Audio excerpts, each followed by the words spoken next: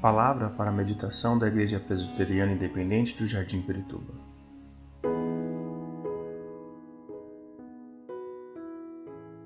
Irmãos e irmãs da Igreja do Jardim Pirituba, que a graça e a paz de Jesus estejam com todos vocês e com toda a sua família. Que nesse momento, nada melhor que a graça e a misericórdia de Deus estar com cada um de nós. Bem, hoje eu queria falar sobre um tema, andando no deserto. Andando no deserto. A gente nota pela palavra de Deus que Jesus esteve no deserto, João Batista, Elias, Moisés e muitos outros. Mas, especialmente hoje, eu gostaria de falar de uma mulher que esteve no deserto com o filho dela, de Agar e de Ismael. Está lá em Gênesis capítulo 21. Para os povos antigos, o deserto era um lugar bem conhecido. Um lugar muito perigoso, inóspito, que não podia ser explorado por amadores. Quando a gente fala deserto, o que vem à sua mente? Areia e nenhum vegetal, sem nada? E na verdade era assim, mas tinha também o seu oásis. Mas dificilmente alguém poderia sobreviver sozinho no deserto. Por isso que na Bíblia a gente encontra muitas caravanas de mercadores. Bem, vamos ao texto. No dia em que Isaque foi desmamado, Abraão deu uma grande festa. Sara, porém, viu que o filho que Agar, a egípcia, dera a Abraão estava rindo de Isaque, e disse a Abraão: livre-se daquela escrava e do seu filho, porque ele jamais será herdeiro com o meu filho Isaque. Isso perturbou demais a Abraão, pois envolvia um filho seu. Mas Deus lhe disse: não se perturbe por causa do menino e da escrava. Atenda a tudo o que Sara lhe pedir, porque será por meio de Isaque que a sua descendência há de ser considerada. Mas também do filho da escrava farei um povo, afinal ele é seu descendente. Na manhã seguinte, Abraão pegou alguns pães e uma vasilha de couro cheia d'água, entregou-os a Agar, e tendo-os colocado nos ombros dela, despediu-a com o menino. Ela se pôs a caminho e ficou vagando pelo deserto de Berseba.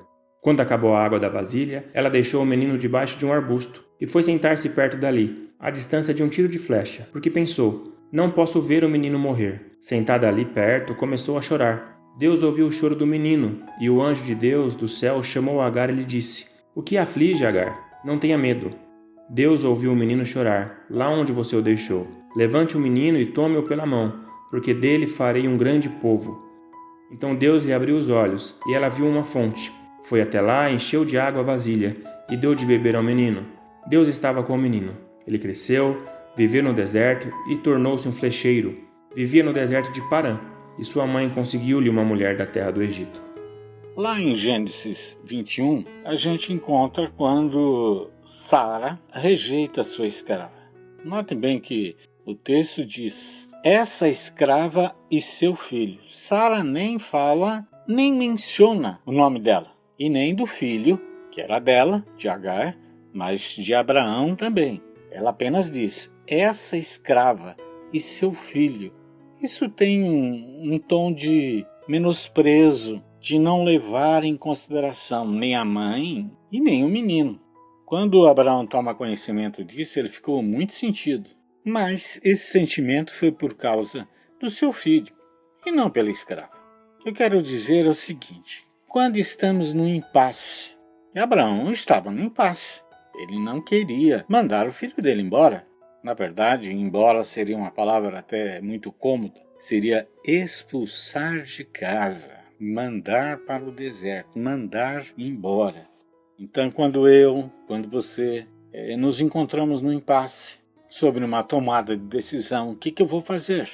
Quando temos uma dúvida, quando ficamos inseguros, preocupados, ansiosos, principalmente nos dias de hoje, eu creio que tudo isso bateu a porta da nossa casa, com tudo isso que está acontecendo.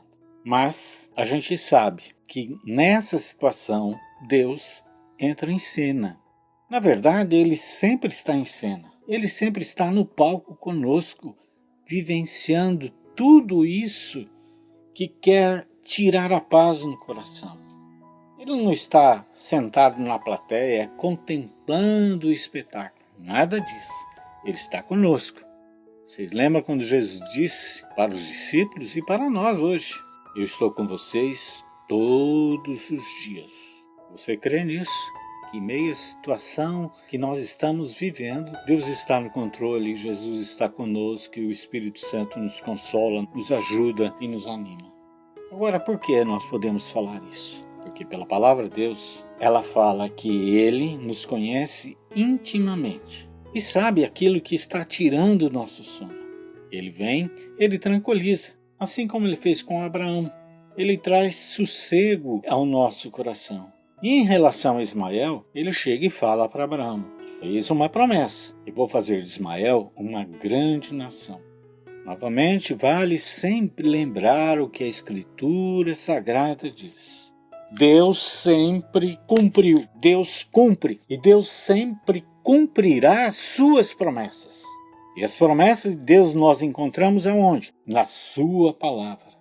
O problema está quando eu não conheço. Quando você não conhece a palavra de Deus, porque estamos deixando de lado a sua palavra, que fala da sua promessa. Agora, dentre muitas promessas, meus irmãos, eu quero destacar uma, lá em Atos capítulo 4, versículo 12. Uma promessa ele diz: crê em Jesus. Você crê em Jesus e será salvo, e juntamente com você, toda a sua família. Isso é uma promessa de Deus. Você crê nisso? Que Deus realmente te salvou e vai salvar a tua família. Mas o que eu tenho que fazer?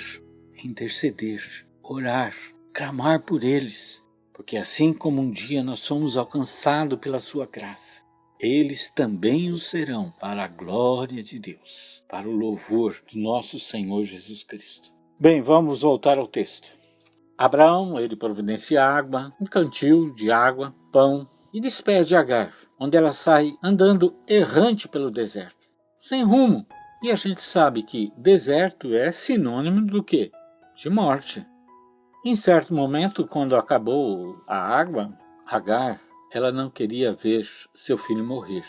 E se afastou a uma distância de 200 metros para desabar num choro alto, amargo. Não é para menos. Quem não choraria diante desse quadro? Em João, capítulo 11, versículo 35, a gente encontra Jesus chorando. Jesus chorou. E hoje, o choro, a tristeza tomou conta do mundo inteiro, onde a morte ceifa vidas diariamente. Más notícias todos os dias. Nós estamos nesse mundo, afetado por essa pandemia. Mas quero ressaltar que nós não somos deste mundo. Nós estamos nele, mas não somos. Mas todo esse mal pode nos atingir? Deus é quem sabe. Nós estamos fazendo a nossa parte. Bem, o cantil de água de Agar estava vazio. Estava no deserto, prestes a morrerem. Mas toda essa condição desfavorável não faz frente a Deus, que havia feito uma promessa a Abraão. De Ismael, vou fazer uma grande nação. O que é importante para nós? O mesmo Deus de Abraão é o mesmo Deus nosso hoje, no século 21, que está vivo e conhece o mais profundo do nosso coração, nossos temores, ansiedades e preocupações. Deus é soberano e está no controle de tudo. Bom, de repente Deus abre os olhos de Agar e ela viu um poço d'água. Encheu seu cantil e deu para o seu filho. Que os nossos olhos sejam abertos para não ficarmos nesse deserto, mas no oásis, que não falta água e sombra. O Salmo 91, 1 e 2 fala muito bem a respeito disso. Quem que é o nosso oásis?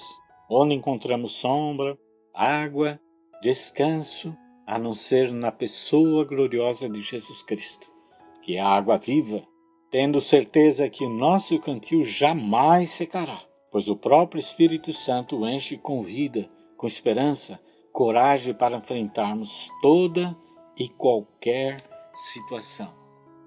Por isso, nós temos que saber que Deus está conosco em todos os momentos. Estamos atravessando uma situação muito difícil, de ficarmos em casa, de não nos encontrarmos, de não termos comunhão com os outros. Mas eu creio que tudo isso vai mudar o nosso pensamento em relação a Deus.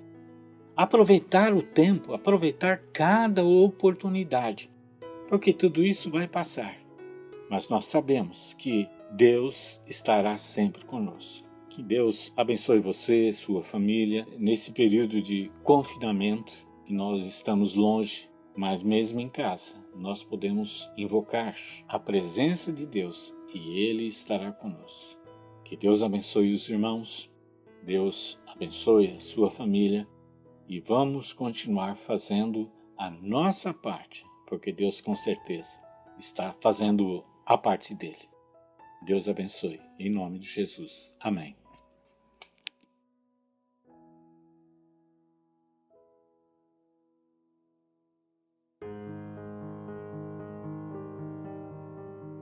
Primeira Coríntios, capítulo 11, versículo 17 a 34.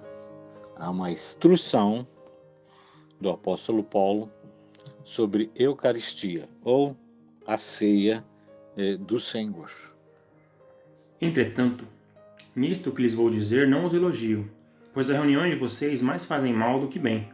Em primeiro lugar, ouço que quando vocês se reúnem como igreja, há divisões entre vocês, e até certo ponto eu o creio, pois é necessário que haja divergência entre vocês, para que sejam conhecidos qual dentre vocês são aprovados. Quando vocês se reúnem, não é para comer a ceia do Senhor, porque cada um come a sua própria ceia sem esperar pelos outros.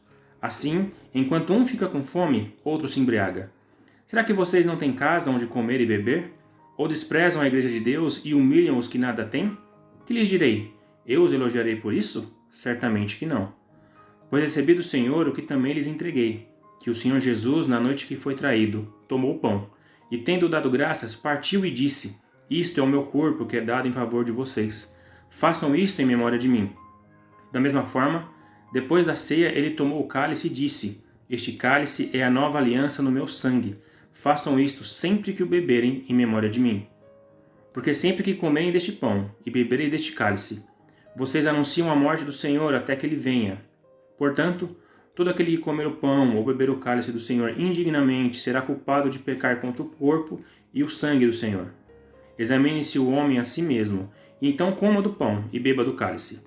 Pois quem come e bebe sem discernir o corpo do Senhor, come e bebe para a sua própria condenação. Por isso há entre vocês muitos fracos e doentes, e vários já dormiram. Mas se nós examinássemos a nós mesmos, não receberíamos juízo. Quando, porém, somos julgados pelo Senhor, estamos sendo disciplinados para que não sejamos condenados com o mundo. Portanto, meus irmãos, quando vocês se reunirem para comer, esperem uns pelos outros. Se alguém estiver com fome, coma em casa, para que quando vos se reunirem, isto não resulte em condenação.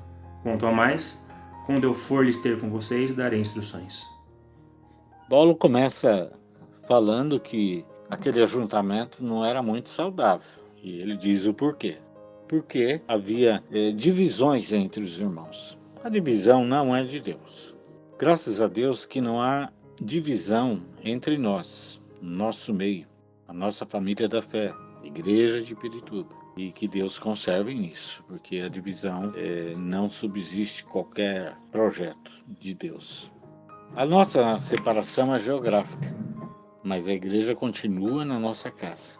Neste domingo não estaremos juntos como família da fé, mas não deixemos de refletir mesmo em casa que a ceia do Senhor é em sua memória. O pão representa o corpo de Cristo, o vinho representa o sangue de Cristo. Uma leitura, João, capítulo 6, do versículo 48 ao 59. O que se destaca nessa passagem? Jesus falando em relação ao quê? Vida eterna, viver eternamente. E todo aquele que participa do pão e do cálice e conhece Jesus tem a vida eterna. Você pode preparar a ceia na sua casa com os seus. E fazendo isso, estamos fazendo em memória de Jesus. Quero ressaltar que a consagração não é dos elementos da ceia, mas você que um dia se consagrou. O que é consagração? É uma confirmação solene através de uma confissão pública que Jesus Cristo é o teu Senhor e Salvador. Não deixemos de orar também uns pelos outros, pela igreja, que nesse tempo difícil não sejamos intercessores de momentos. Passando esse quadro, a nossa intercessão não pode arrefecer, pois a crise maior não é o vírus, mas o pecado que tenazmente nos assedia. Esse tempo também é um tempo de reflexão sobre que tipo de vida cristã eu estou levando. E nós esperamos que na próxima ceia do Senhor estejamos reunidos novamente. Mas até lá, que o Senhor Jesus, o pão vivo que desceu do céu, através do Espírito Santo de Deus, nos lembre que a ceia é em memória daquele que venceu a morte, ressuscitou e que voltará para buscar a sua igreja, porque ele vive. Eu posso crer no amanhã. Senhor, nosso Deus, nosso Pai, nós te queremos te agradecer, ó Deus, por tudo que o Senhor tem feito e por tudo que o Senhor vai fazer. Nós te louvamos, ó Deus, porque nós estamos, ó Deus, te buscando em espírito e em verdade, ó Pai. Abençoe a tua igreja, Pai, e todas as igrejas sobre a face da terra, Senhor. Tenha misericórdia dos pastores, ó Deus, e abençoe a nossa igreja. Abençoe o pastor Maurício, derrama poder e graça sobre a vida dele e toda a igreja junto, ó Deus, podemos louvar e bendizer teu santo e bendito nome. Perdoa os pecados, as falas na igreja de cada um, ensina a ser humilde, ó Deus, para te glorificar e te louvar. Nós te louvamos, Senhor. Perdoe nossos pecados e não olhe para a nossa imperfeição, mas tenha misericórdia de cada um de nós. Nós entregamos esse culto nas tuas mãos para teu louvor, para a tua glória, em nome de Jesus. Amém.